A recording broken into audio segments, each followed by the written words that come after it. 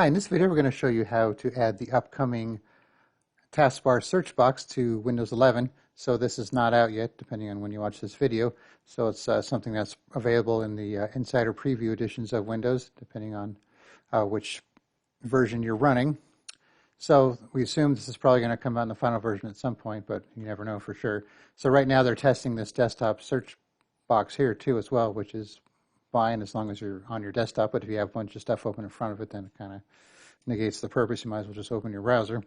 So to do that, you're going to have to first make sure that you have the right build of Windows. So we need to have at least 25.136. And this computer here, if you go to help, not help, but your settings and then about, you can see the version here. So it's 25.140. So once you download and extract the tool, you'll have two files here. Then you need to open an administrative command prompt.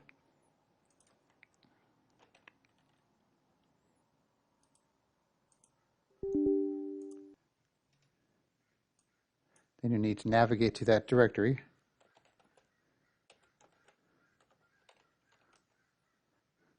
And then from there, you have to run this command. So you just copy it, just right click to paste it, press enter. Okay, successfully set feature configuration.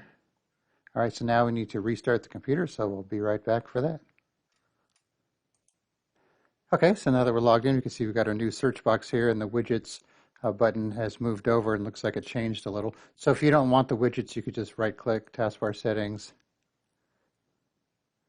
and turn it off to get it out of the way. So now we got our search box here, so let's click on it. And it just brings up the Windows search box. Let's search for something on the internet.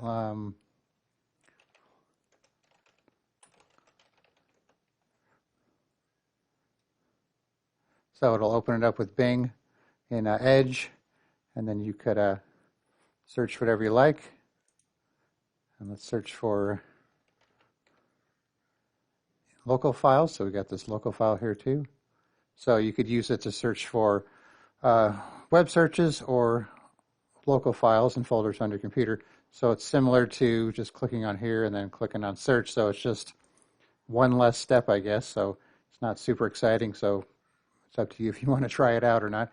And if you do try it and you change your mind, then you could just do administrative command prompt and run this one here and then reboot, and then it will be gone. All right, so once again, I'll put a link in the description where you could download it and you could try it out for yourself. All right, thanks for watching, and be sure to subscribe.